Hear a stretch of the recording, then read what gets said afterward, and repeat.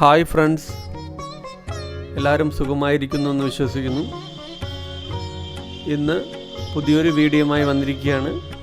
ഇന്ന് തഞ്ചാവൂരിലെ പാലസ്, തഞ്ചാവൂർ കൊട്ടാരത്തെക്കുറിച്ചുള്ള വിശേഷങ്ങളാണ് നിങ്ങളുമായിട്ട് ഷെയർ ചെയ്യാൻ വിചാരിക്കുന്നത്. വീഡിയോയിലേക്ക് പോകുന്നതിന് മുന്നേ ഇതുവരെയും ഞങ്ങളുടെ ചാനൽ സബ്സ്ക്രൈബ് ചെയ്തിട്ടില്ലെങ്കിൽ സബ്സ്ക്രൈബ് ചെയ്യുക. തൊട്ടടുത്തുള്ള ബെൽ ഐക്കണും ഒന്ന് എനേബിൾ ചെയ്ത് വയ്ക്കുക. ബെൽ ഐക്കൺ എനേബിൾ ചെയ്താൽ ഞങ്ങൾ അപ്ഡേറ്റ് ചെയ്യുന്ന വീഡിയോസ് എല്ലാം നിങ്ങൾക്ക് അപ്പോൾ നോട്ടിഫിക്കേഷനായി വരുന്നതായിരിക്കും. അപ്പോൾ ശരി, നമ്മൾക്ക് ഇതിനുള്ളിലെ കാഴ്ചകളൊക്കെ ഒന്ന് കണ്ടുവരാം.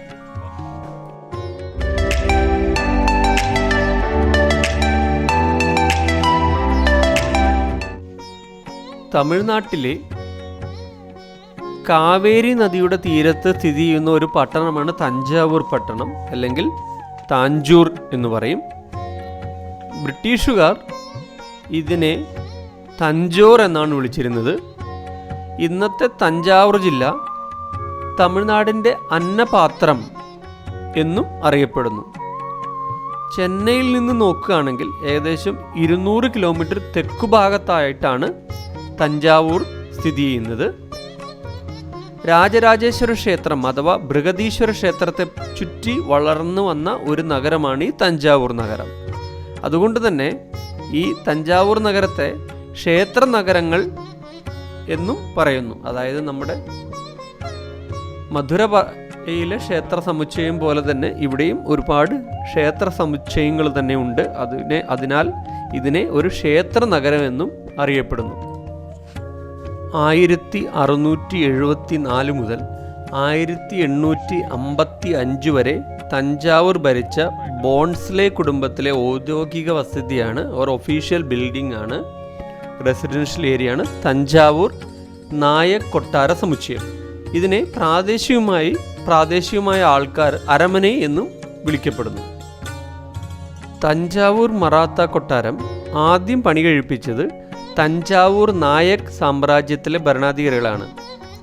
തഞ്ചാവൂർ നായക് സാമ്രാജ്യത്തിൻ്റെ പതനത്തിനു ശേഷം തഞ്ചാവൂർ മറാത്തക്കാരുടെ ഔദ്യോഗിക അല്ലെങ്കിൽ ഒഫീഷ്യൽ വസതിയായി പ്രവർത്തിച്ചു. 1799 തഞ്ചാവൂർ മറാഠ സാമ്രാജ്യത്തിൻ്റെ ഭൂരിഭാഗവും ബ്രിട്ടീഷ് സാമ്രാജ്യത്തിൻ്റെ അധീനതയിലായപ്പോൾ തഞ്ചാവൂർ മറാത്തകൾ കൊട്ടാരത്തിൻ്റെയും ചുറ്റുമുള്ള കോട്ടയുടെയും അധികാരം കണ്ടിന്യൂ ചെയ്തു. തഞ്ചാവൂരിലെ അവസാന രാജാവായ ശിവജിക്ക് ശേഷവും ബോൺസ്ലെ കുടുംബം കൊട്ടാരം അവരുടെ അധീനതയിൽ വെച്ചിരുന്നു. ഇപ്പോൾ ഈ കൊട്ടാരത്തിനെ ഒരു ഡിസ്പ്ലേ, അതായത് പഴയ സാധനങ്ങൾ എല്ലാം കൊണ്ട് വെച്ച് അതിനെ ഒരു ഹിസ്റ്റോറിക്കൽ മ്യൂസിയമായിട്ട് മാറ്റിയിരിക്കുന്നുണ്ട്. ഈ കൊട്ടാര സമുച്ചയത്തിൽ സദർ മഹൽ കൊട്ടാരം, രാജ്ഞിയുടെ മുറ്റം, ദർബാർ ഹാൾ എന്നിവ ചേർന്നതാണ് ഇപ്പോഴത്തെ ഈ കൊട്ടാരം. റോയൽ പാലസ് മ്യൂസിയത്തിൻ്റെ ചോള വെങ്കലങ്ങളുടെ അല്ലെങ്കിൽ വെങ്കല പ്രതിമകളുടെ ഒരു ഗംഭീര ശേഖരണം തന്നെ നമുക്കിവിടെ കാണാൻ പറ്റും. രാജ സർഫോജി മെമ്മോറിയൽ ഹാളും റോയൽ പാലസ് മ്യൂസിയം സദർ മഹൽ പാലസിലാണ് സ്ഥിതി ചെയ്യുന്നത്. ഒരു ചെറിയ മണിഗോപുരവും ഇതിനോട് ചേർന്ന് തന്നെയുണ്ട്. തഞ്ചാവൂർ കൊട്ടാര സമുച്ചയത്തിനോടൊപ്പമാണ് സരസ്വതി മഹൽ ലൈബ്രറിയും സ്ഥിതി ചെയ്യുന്നത്. അവിടെയും പൊതുജനങ്ങൾക്കായി ഇപ്പോൾ തുറന്നു കൊടുത്തിരിക്കുന്നുണ്ട്. ഒരു ചന്ദ്രമൗളീശ്വര ക്ഷേത്രവും ഇതിൻ്റെ പരിസരത്ത് തന്നെ സ്ഥിതി ചെയ്യുന്നു. ഈ തഞ്ചാവൂരിനെ പറ്റി മറ്റൊരു അത്ഭുതകരമായ കാര്യം പറയാനുണ്ട്. ഇന്ത്യൻ പ്രധാനമന്ത്രിയുടെ ഔദ്യോഗിക വിമാനത്തിൻ്റെ പേരും താഞ്ചോർ എന്നാണ്. ഈ തഞ്ചൈ എന്നാൽ തമിഴിൽ അഭയാർത്ഥി എന്നാണ് അർത്ഥം. ആദി ദ്രാവിഡ കാലത്ത് വടക്കേ ഇന്ത്യയിൽ നിന്നോ ശ്രീലങ്ക, പോളിനേഷ്യൻ ദ്വീപുകളിൽ നിന്നോ എത്തിയ അഭയാർത്ഥികൾ കുടിപാർത്ത ഒരു സ്ഥലമാണിതെന്ന് വിശ്വസിക്കപ്പെടുന്നു. അവർ സിന്ധു നദീതടങ്ങളിൽ നിന്നും പലായനം ചെയ്തു വരികയായിരുന്നെന്നും ചില ചരിത്രകാരന്മാർ അതിനെ വിശേഷിപ്പിക്കുന്നുണ്ട്.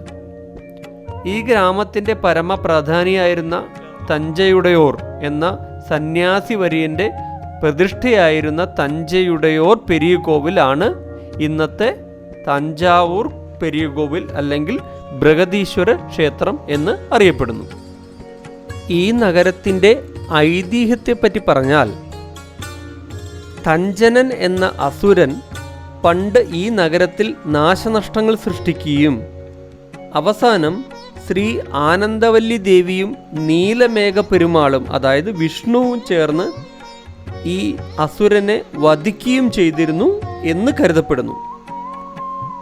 ഈ തഞ്ചനൻ എന്ന അസുരൻ മരിക്കുന്നതിന് മുൻപ് നഗരം പുനഃസൃഷ്ടിക്കുമ്പോൾ തൻ്റെ പേര് നൽകണമെന്ന് യാചിക്കുകയും കരുണ തോന്നിയ ദൈവങ്ങൾ അതനുവദിച്ചു നൽകുകയും അങ്ങനെ ഈ നഗരത്തിന് തഞ്ചാവൂർ എന്ന പേര് നൽകുകയും ചെയ്തു എന്ന് ഐതിഹ്യങ്ങൾ പ്രചരിക്കുന്നുണ്ട്. ഈ നഗരം വളരെ പ്രസിദ്ധമായത് ചോള രാജാക്കന്മാരുടെ ഭരണകാലത്താണ്. BC 848 വിജയാലയ ചോളൻ തഞ്ചാവൂർ പിടിച്ചടക്കി ചോള സാമ്രാജ്യത്തിന് അടിത്തറയിട്ട് എന്ന് കരുതപ്പെടുന്നു. എന്നാൽ ആ യുദ്ധത്തിൽ ആരെയാണ് അദ്ദേഹം പരാജയപ്പെടുത്തിയത് എന്നത് ഇന്നും വ്യക്തമല്ല. അത് പാണ്ഡ്യവംശത്തിൽപ്പെട്ട മുത്തരായന്മാരെയാണെന്ന് കരുതപ്പെടുന്ന ചരിത്രകാരന്മാരും ഉണ്ട്.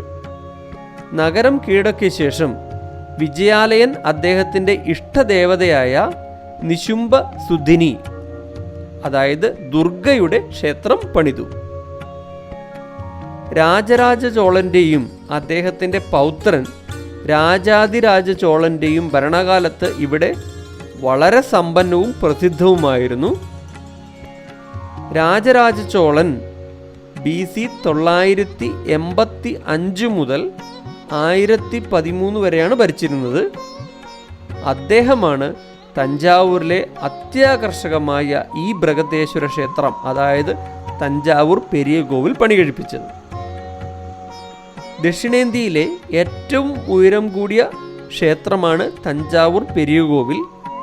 ഈ ക്ഷേത്രത്തിന് 216 അടി ഉയരവും 14 നിലകളുമാണ് ഉള്ളത്. 12 വർഷം കൊണ്ടാണ് ഇതിൻ്റെ പണി പൂർത്തീകരിച്ചത്.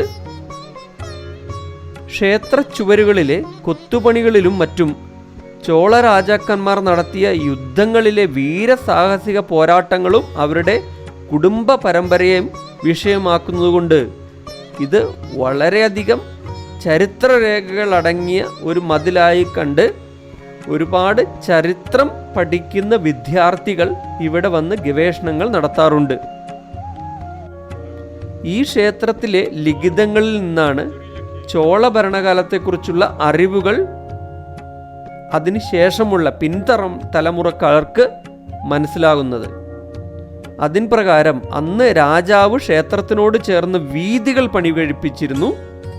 ഈ വീഥികൾ വഴികൾക്കിരുവശവും ക്ഷേത്ര നിർമ്മാണ തൊഴിലാളികൾ താമസിക്കുകയും ചെയ്തിരുന്നു.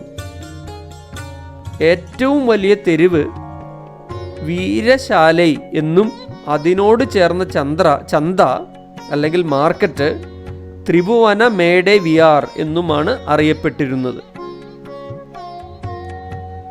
ഈ ക്ഷേത്രത്തിനു പുറമെ അനേകം മണ്ഡപങ്ങളോടുകൂടിയ കൊട്ടാരങ്ങൾ തഞ്ചാവൂരിലുണ്ടായിരുന്നു.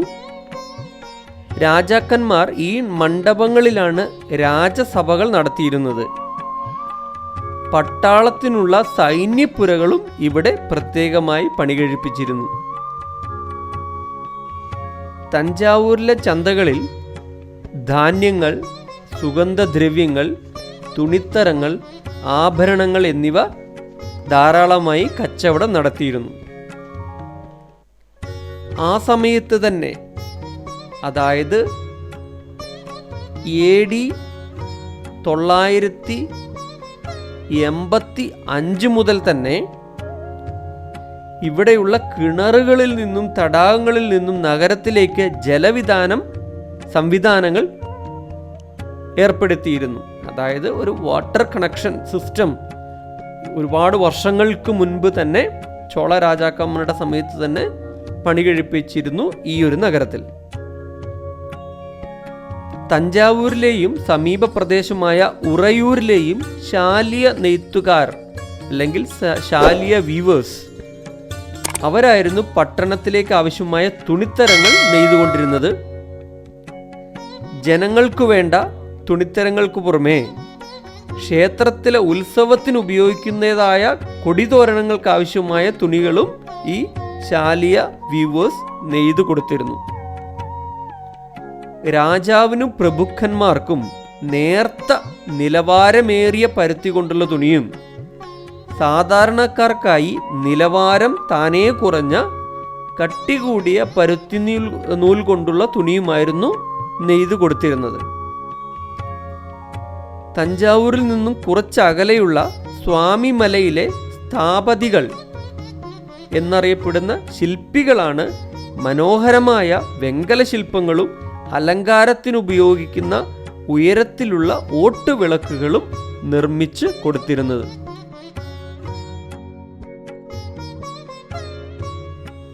അവസാനത്തെ ചോള രാജാവായിരുന്ന രാജേന്ദ്ര ചോളൻ മൂന്നാമനു ശേഷം പാണ്ഡ്യന്മാർ ഇവിടം അവരുടെ സാമ്രാജ്യത്തിൻ്റെ ഭാഗമാക്കി എന്ന് കരുതപ്പെടുന്നു. പാണ്ഡ്യന്മാരുടെ തലസ്ഥാനം മധുരയായതുകൊണ്ട് അവരുടെ കാലത്ത് തഞ്ചാവൂരിന് വലിയ പ്രാധാന്യമൊന്നും കൽപ്പിച്ചിരുന്നില്ല.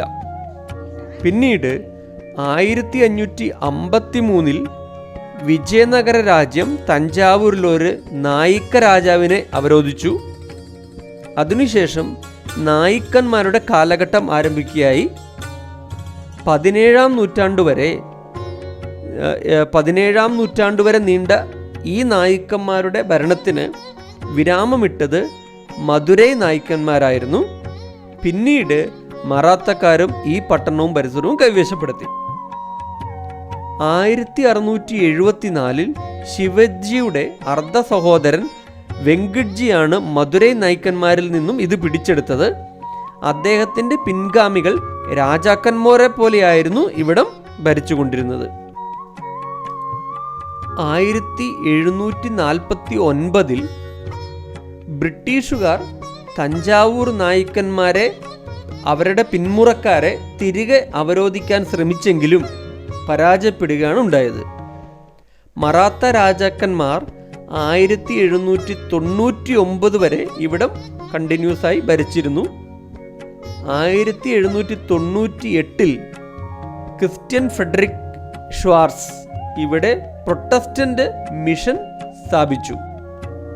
പിന്നീട് വന്ന രാജ സർഫോജി രണ്ടാമൻ അദ്ദേഹത്തിൻ്റെ ശിഷ്യത്വം സ്വീകരിക്കുകയും ഒരു ചെറിയ ഭാഗം ഒഴിച്ച് നഗരത്തിൻ്റെ മറ്റു പ്രധാന ഭാഗങ്ങൾ ഈസ്റ്റ് ഇന്ത്യ കമ്പനിക്ക് വിട്ടുകൊടുക്കുകയും ചെയ്തു. അദ്ദേഹത്തിൻ്റെ മകനായ ശിവാജി അനന്തരാവകാശി ഇല്ലാതെ 1855 മരിച്ചു. അതിനുശേഷം അവരുടെ സ്വത്തുക്കൾ എല്ലാം അന്യാധീനപ്പെട്ടുപോയി. തഞ്ചാവൂർ ദക്ഷിണേന്ത്യയിലെ ഏറ്റവും പ്രധാനപ്പെട്ട രാഷ്ട്രീയ, സാഹിത്യ, സാംസ്കാരിക കേന്ദ്രങ്ങളിലൊന്നാണ്. കർണാടക സംഗീതത്തിനും ശാസ്ത്രീയ നൃത്തത്തിനും തഞ്ചാവൂർ നൽകിയിട്ടുള്ള സംഭാവനകൾ വളരെ വലുതാണ്. തഞ്ചാവൂരിനെ ഒരിക്കൽ കർണാടക സംഗീതത്തിൻ്റെ ഇരിപ്പിടം എന്ന് വരെ വിശേഷിപ്പിച്ചിരുന്നു. അതിനൊരു കാരണമുണ്ടായത് ത്രിമൂർത്തികൾ എന്നറിയപ്പെടുന്ന, അല്ലെങ്കിൽ സംഗീതത്തിൻ്റെ ത്രിമൂർത്തികൾ എന്നറിയപ്പെടുന്ന ത്യാഗരാജർ, മുത്തുസ്വാമി ദീക്ഷിതർ, ശ്യാമശാസ്ത്രികൾ എന്നിവർ ഇവിടെയാണ് ജീവിച്ചിരുന്നത്. ഇവിടെയുള്ള ട്രഡീഷണൽ ചിത്രകലാ രീതി തഞ്ചാവൂർ പെയിൻറ്റിങ്സ് അല്ലെങ്കിൽ തഞ്ചാവൂർ ചിത്രങ്ങൾ എന്ന പേരിലാണ് ലോകമെമ്പാടും അറിയപ്പെടുന്നത്. അതുമാത്രമല്ല, തവിൽ എന്ന തുടി കെട്ടുന്ന വാദ്യോപകരണവും വീണയും തഞ്ചാവൂരിൻ്റെ സംഭാവനയാണ്. മറ്റൊരു സവിശേഷമായ സംഗതി ഇവിടെ ഉണ്ടാക്കുന്നത് തഞ്ചാവൂർ പാവകളാണ്. അതും ഇവിടെ വളരെയധികം പ്രസിദ്ധമാണ്. സാംസ്കാരിക പാരമ്പര്യത്തിന് പേരുകേട്ട ഒരു ഇടമാണ് തഞ്ചാവൂർ. 16-ാം നൂറ്റാണ്ടിൽ സ്ഥാപിക്കപ്പെട്ട സരസ്വതി മഹൽ ഗ്രന്ഥാലയ ഇപ്പോഴും ഇവിടെയുണ്ട്. ഇവിടെ ഏകദേശം 30,000-ഓളം കയ്യെഴുത്ത് പ്രതികൾ സൂക്ഷിച്ചിട്ട് വച്ചിട്ടുണ്ട്. തഞ്ചാവൂരുകാർ മുഖ്യമായും കൃഷിയിൽ നിന്ന് വരുമാനം ഉണ്ടാക്കുന്നവരാണ്. കൂടാതെ ഇവിടുത്തെ വസ്ത്രനിർമ്മാണ രംഗവും വളരെ പേരുകേട്ട ഒന്നാണ്. കോയമ്പത്തൂരിൽ നിന്ന് 272 കിലോമീറ്ററാണ് തഞ്ചാവൂരിലേക്കുള്ള ബൈ റോഡ് ദൂരം. ഏകദേശം 5 മണിക്കൂറും 22 മിനിറ്റും യാത്ര ചെയ്താലാണ് തഞ്ചാവൂരിൽ എത്താൻ സാധിക്കുക.